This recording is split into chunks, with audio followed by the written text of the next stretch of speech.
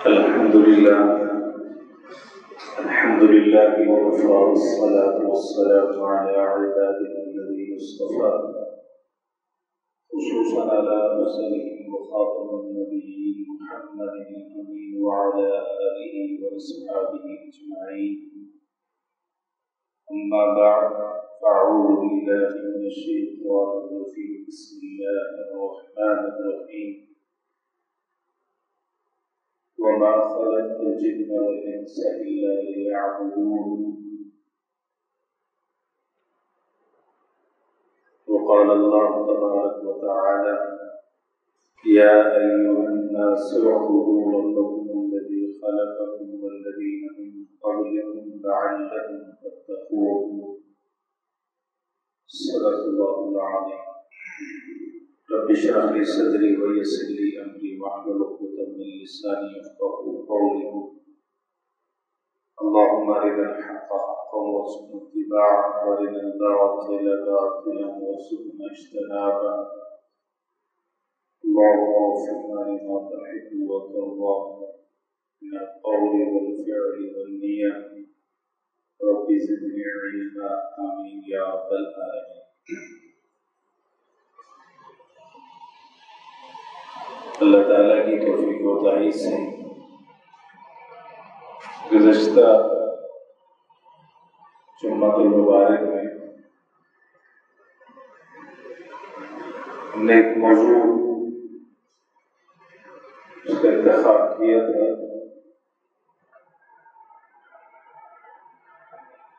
کہ اللہ تعالیٰ نے انسان کو تخلیق فرمایا. اس تخلیق کا مقصد کیا ہے؟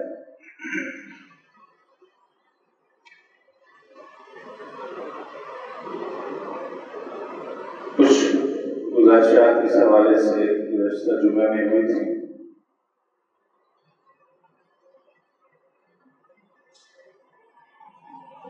اسی گفتگو کو ہم آگے بڑھا رہے ہیں.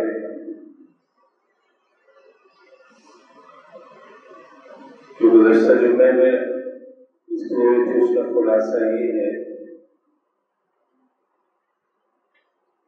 اللہ نے انسان کو ایک مقصد کے تحت پیدا کیا اور وہ مقصد ہے عبادت. وما خلقت الجن والانس الا ليعبدون.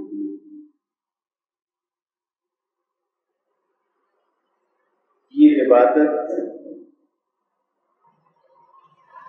کیسے ممکن ہے؟ کیسے بندہ اللہ کی عبادت کر سکتا ہے؟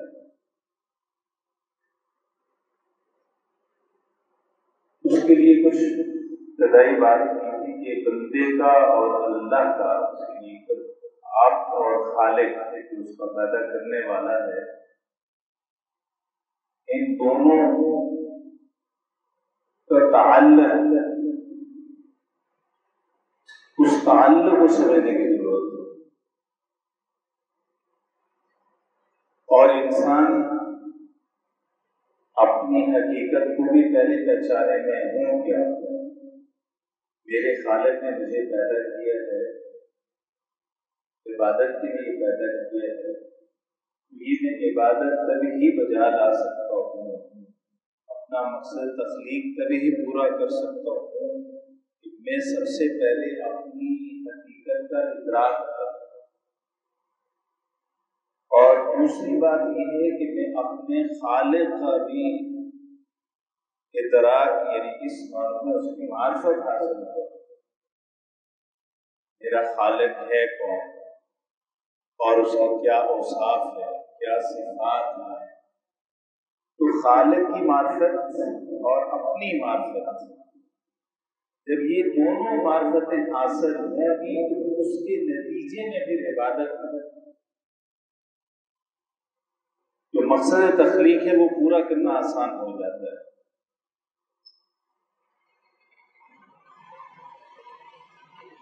ایک شخص ہے جس کو اپنا ہی تعارف نہیں میں کیا ہو گیا،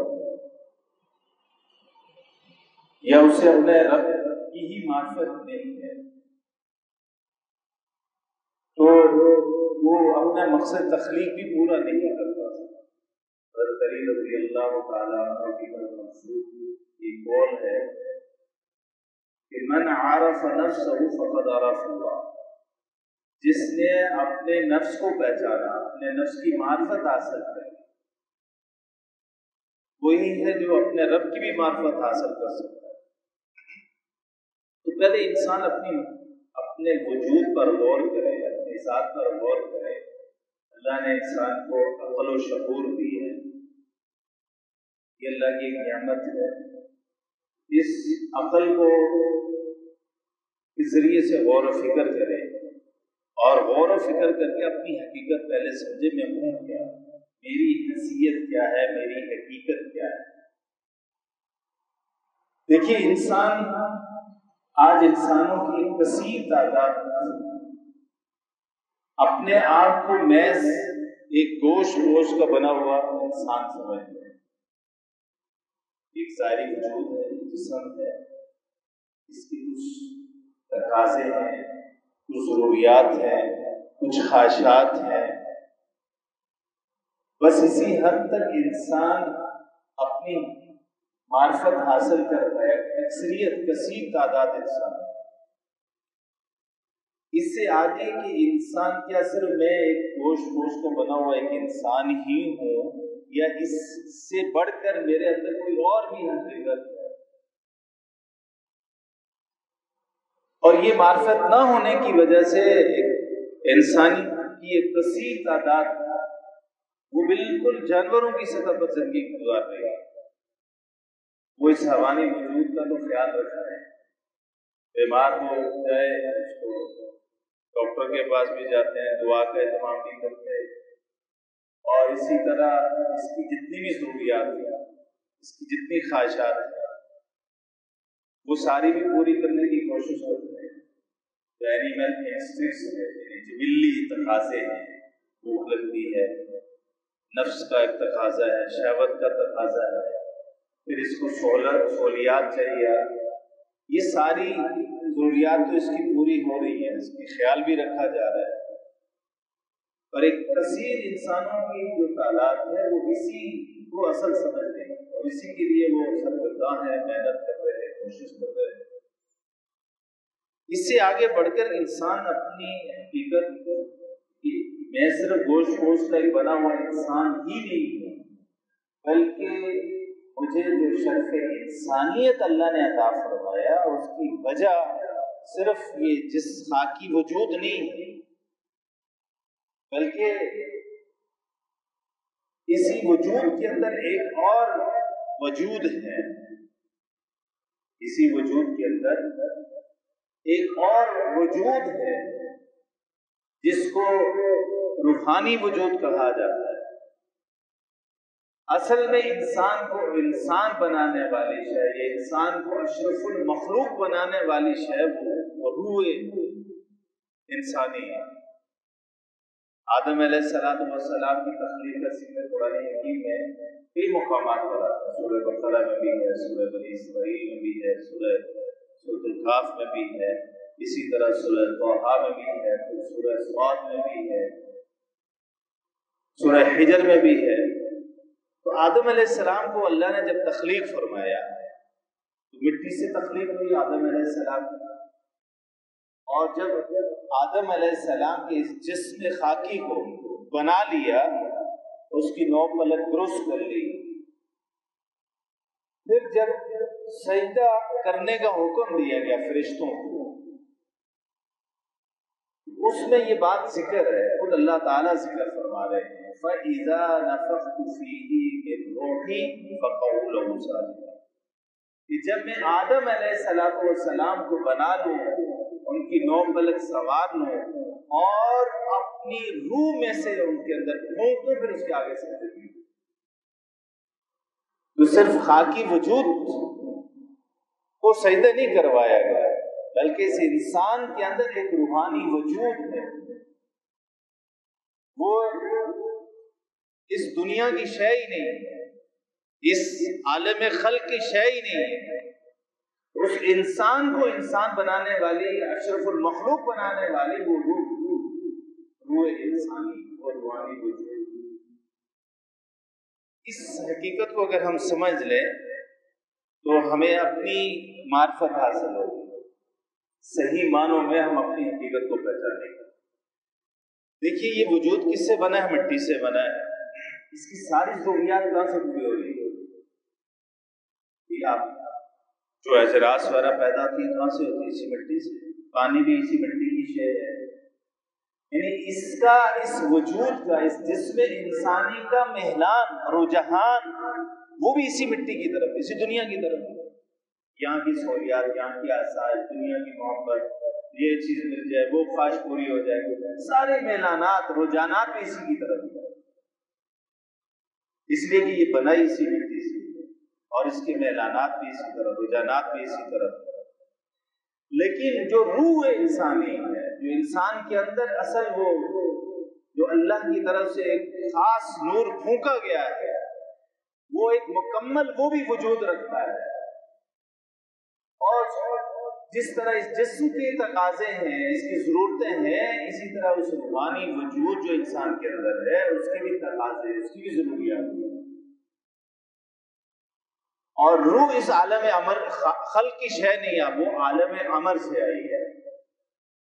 عالم امر کے بارے میں انسان کو علم اتنا نہیں دیا گیا ہے، اسی لیے روح کے بارے میں جب مشرکین مکہ نے یہود کے کہنے پر ہی آپ صلی اللہ علیہ وسلم سے پوچھا کہ روح کے بارے میں بتائیں اگر واقعی آپ نبی ہیں، یا اور بھی سوالات ہوئے، ان میں سے ایک سوال یہ بھی تھا کہ بتائیے یہ روح کیا؟ یسألونک عن الروح قل الروح من امر ربی، کہ نبی ان سے کہہ دیجئے کہ یہ روح کیا ہے، اس کی حقیقت تم نہیں جان سکتے، یہ میرے رب کے امر میں سے ایک شے ہے، یعنی عالم امر میں سے ایک شے ہے۔ وما اوتیتم من العلم الا قلیلا، اور تمہیں علم نہیں دیا گیا مگر بہت تھوڑا۔ تو عالم امر کی جو چیزیں ہیں ان کے بارے میں انسانی عقل اس علم کی متحمل ہی نہیں ہے، یعنی اس کے اندر، عقل انسانی کے اندر وہ صلاحیت ہی نہیں ہے کہ وہ عالم امر کی چیزوں کو سمجھ سکے۔ مثلا فرشتے ایک عالم امر کی شے ہے، اور ہمارا ایمان ہے فرشتے ایک مخلوق ہے، لیکن اس فرشتے کی ہم حقیقت کو عقلی اعتبار سے سمجھنے کی کوشش کریں، ہمارے عقل میں آ ہی نہیں رہی وہ فرشتہ کیا ہے، لیکن ایک ہے، مخلوق ہے، نورانی مخلوق ہے، ہمارا ایمان ہے۔ ان میں سے 4 جلیل القدر فرشتے ہیں، اور ان تمام فرشتوں کے سردار جبرائیل علیہ السلام ہیں، وحی لانے پر معمور ان کی ذمہ داری۔ یہ تو ہمارا ایمان ہے، لیکن فرشتہ کیا ہے اس عقل میں آنے والی شے۔ تو روح انسانی جو ہے وہ ایک مکمل وجود ہے، اور جب روح جہاں سے آئی ہے وہ اللہ کے امر میں سے آئی ہے، عالم بالا سے آئی ہے، اور اس کی غذا، اس کی ضروریات، اس کے رجحانات، اس کے میلانات بھی اسی عالم امر کی طرف ہے، ملائے اعلیٰ کی طرف ہے، اس کی اٹھان اس طرف ہے، اس کے تقاضے بھی وہاں سے، اس کی غذا بھی وہاں سے آ رہی ہے۔ جس طرح روحانی جسمانی وجود کو بقا کے لیے یا اس کو زندہ رکھنے کے لیے ہوا، پانی، خوراک کی ضرورت ہے، اس کے بغیر انسان جسمانی طور پر زندہ نہیں رہ سکتا۔ اسی طرح روحانی جو وجود ہے اس انسان کے اندر، وہ بھی زندہ نہیں رہتا جب تک اس کو غذا نہ فراہم کی جائے، اور اس کی غذا کیا ہے؟ جہاں سے وہ آئی ہے اس کی غذا بھی وہیں سے آئی، عالم بالا سے وہ آئی ہے، عالم امر کی شے ہے، اور اس کی غذا بھی وہیں سے آئی ہے۔ اور اس کی غذا کیا ہے؟ عالم امر کی چیزیں کیا ہیں؟ یہ قرآن جو ہے وہ عالم امر کی شے ہے، اللہ کی وحی، اللہ کا کلام ہے۔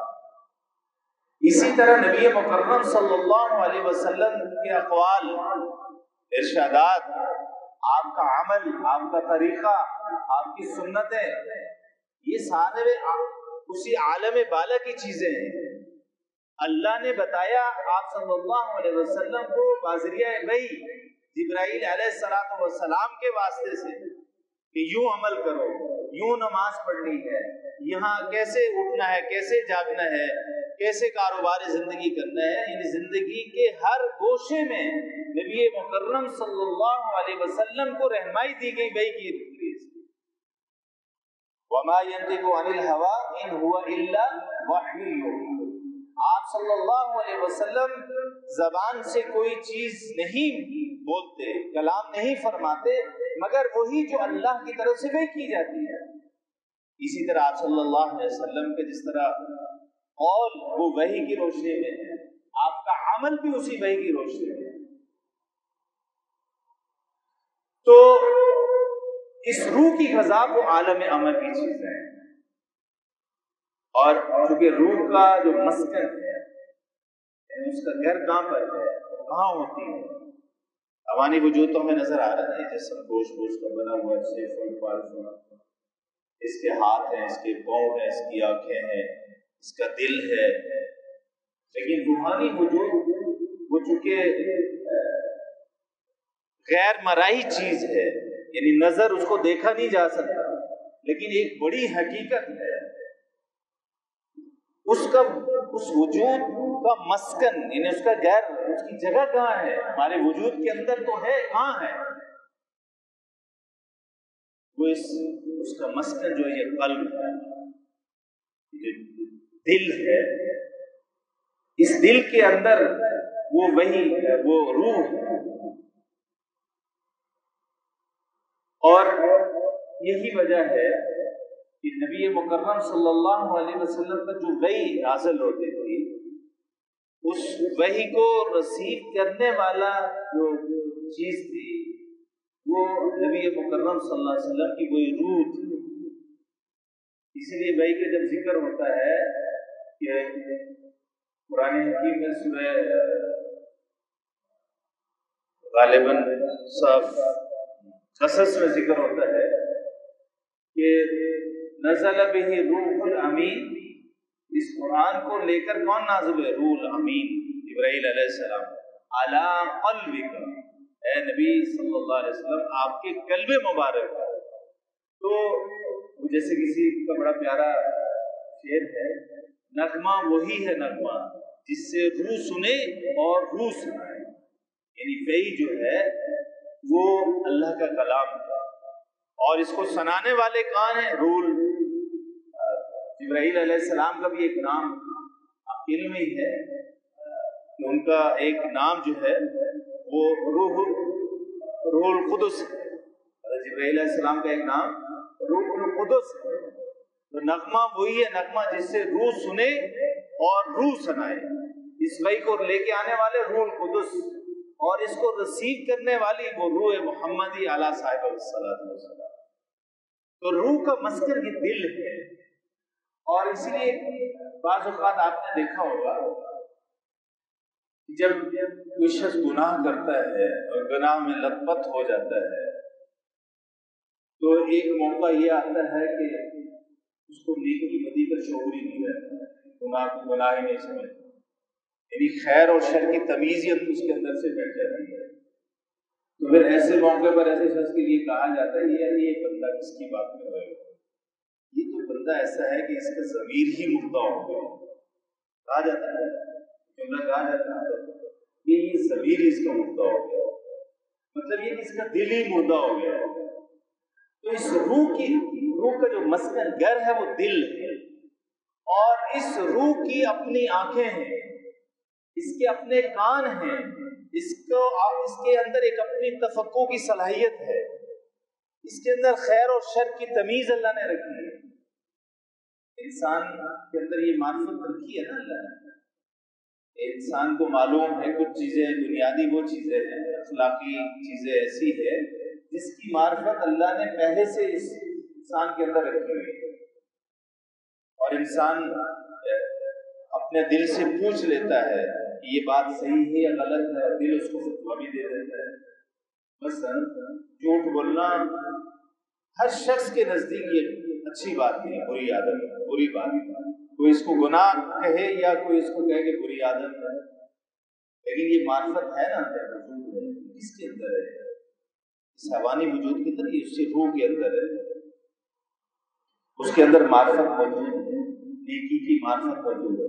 فَأَلْهَمَهَا فُجُورَهَا وَتَقْوَاهَا، ہم نے نفس انسانی کو بنایا اور اس کے اندر فسق و فجور کا مادہ، یہ نفس امارہ جو ہے اس کے اندر گناہ، برائی اس طرف میلان ہے، تو برائی بھی، شر بھی رکھی ہے اس انسان کے اندر۔ وَنَفْسٍ وَمَا سَوَّاهَا فَأَلْهَمَهَا، الہام کر دیا اس کے اندر فسق و فجور بھی، اور ساتھ ہی ساتھ بھلائی، نیکی، خیر، وہ بھی اس کے اندر الہام کر دیا۔ تو شر اور خیر کی تمیز انسان کے اندر موجود ہے۔ تو اسی لیے نبی مکرم صلی اللہ علیہ وسلم نے یہ بات رہنمائی فرمائی کہ جب آپ کو کوئی چیز کے بارے میں جاننا اور سمجھنا ہو، یعنی ہر معاملے میں نہیں، لیکن کچھ چیزیں ایسی ہوتی ہیں کہ آپ کا دل آپ کو بتا دیتا ہے کہ یہ چیز صحیح ہے یا غلط ہے، تو اپنے دل سے پوچھ لیا کرو، دل سے فتویٰ لے لیا کرو۔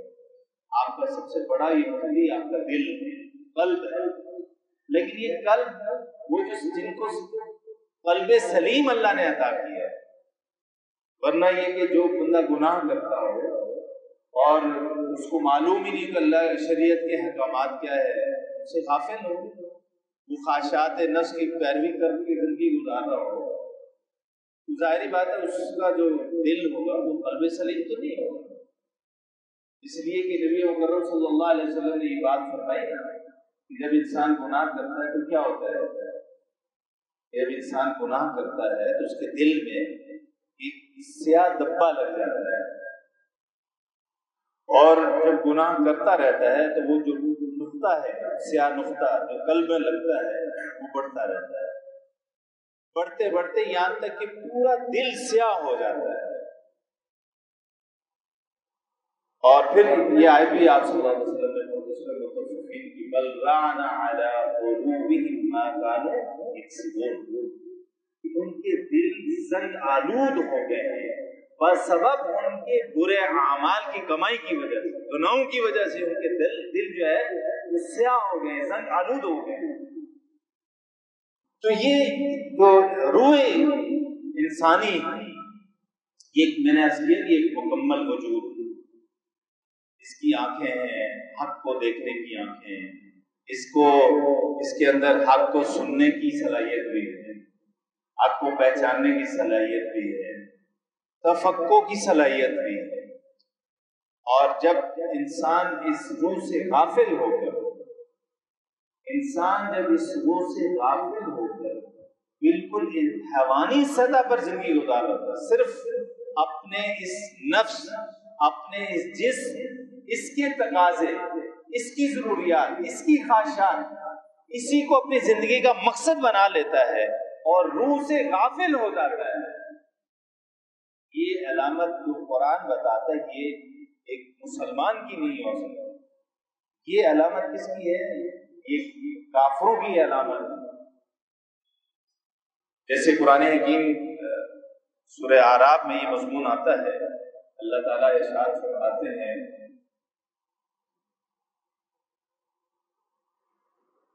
کہ لوگوں کی ایک کثیر تعداد ایسی ہے،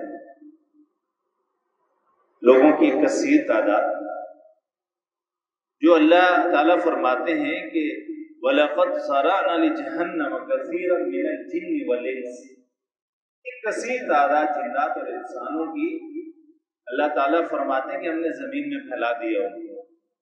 وَلَقَدْ ذَرَأْنَا لِجَهَنَّمَ، کس کے لیے؟ ان کو پھیلایا جہنمی کے لیے۔ کوئی ان کا قصور کیا ہے؟ نعوذ باللہ، اللہ تعالیٰ اپنی مخلوق کو صرف اس لیے پیدا کرے کہ اس کو جہنم کے لیے، یہ نعوذ باللہ اللہ تعالیٰ ظالم نہیں ہے۔ آگے اس کی علت بتائی جا رہی ہے، سبب بتایا جا رہا ہے، یعنی یہ جو کثیر تعداد انسانوں اور جنات کی ہے جو گویا کہ جہنم ہی میں جانے والے ہیں، ان کا سبب کیا جہنم میں جانے کا؟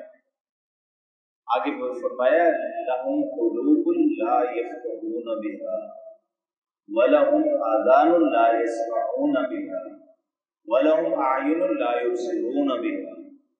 उनकी आंखें हैं, ये वाली आंखें नहीं, वो दिल की आंखें जिससे इंसान हक को देखता है, हक को पहचानता है, हक को फिर कबूल करता है।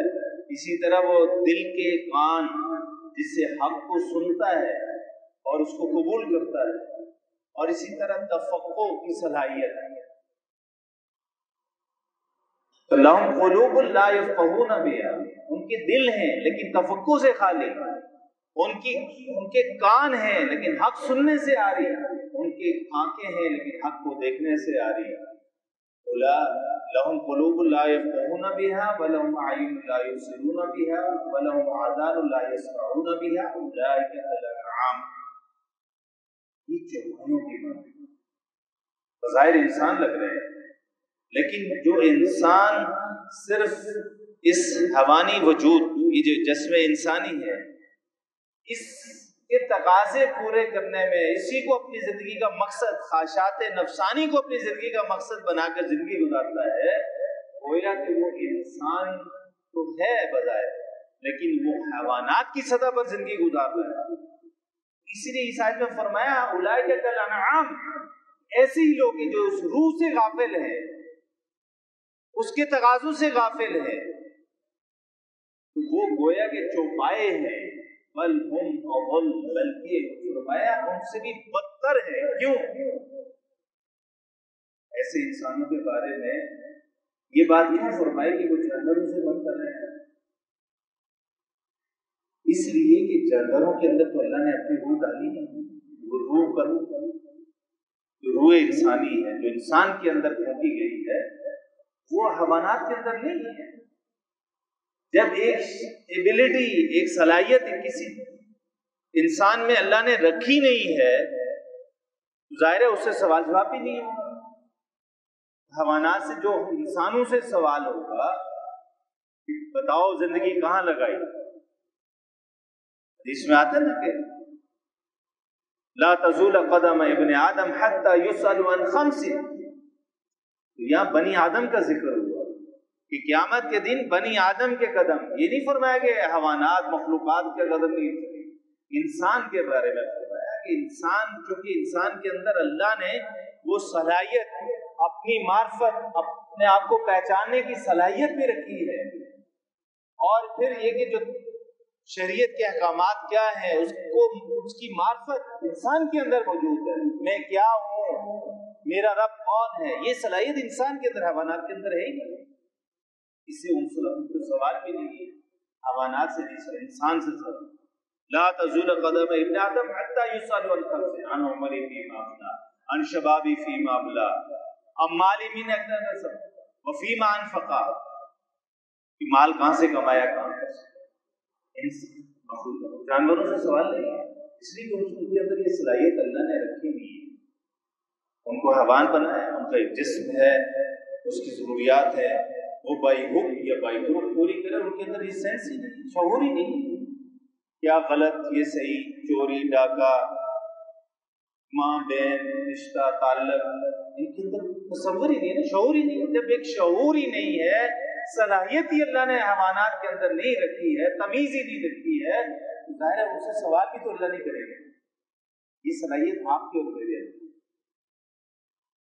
सही क्या है, गलत क्या है, अच्छा क्या है, बुरा क्या है, हम कौन हैं, हम कहाँ से आए हैं, कहाँ जाना है, असल जिंदगी क्या है, हमारा खालिक कौन है, इस कायनात का खालिक कौन है, ये सारी मार्फत, ये सलाहियत, इस्तेदाद हमारे अंदर मौजूद है। आप उस इस्तेदाद को इस्तेमाल ना करें, ज़ाहिर है अल्लाह के यहाँ अकाउंटेबल है, अल्लाह के सामने। तो इंसान की असल जो हकीकत है वो, यानी इंसान को जो इंसान बनाने वाली, इंसान को जो अशरफुल मखलूक बनाने वाली चीज़ है, वो ये रूह रब्बानी, ये रूह इंसानी जो अल्लाह ने इंसान के अंदर डाली है। और उसके भी उसके तकाज़े, जैसे जिस बदन के इस वजूद के तकाज़े हैं, इसी तरह उस रूह के भी तकाज़े हैं, और उसके जो तकाज़े, उसकी ज़रूरियात है, اس کو اگر وہ ضروریات اس کی پوری کریں گے تو وہ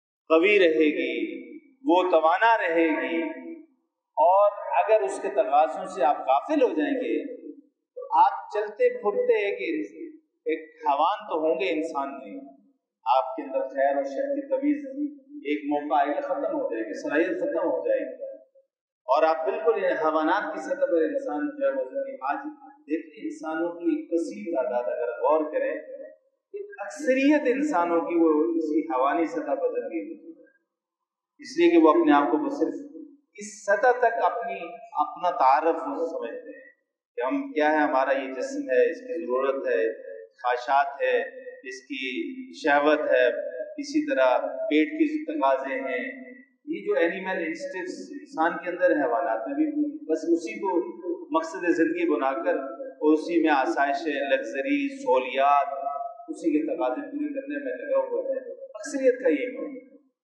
اپنی حقیقت سے۔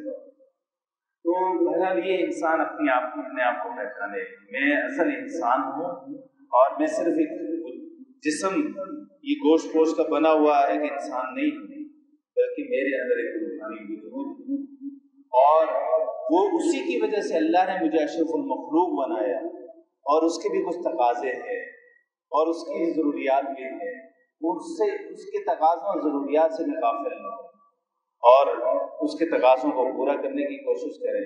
اور اس کے تقاضے کیا ہے، بہرحال انشاءاللہ آئندہ بھی نشست میں اس گفتگو کو آگے بڑھائیں گے۔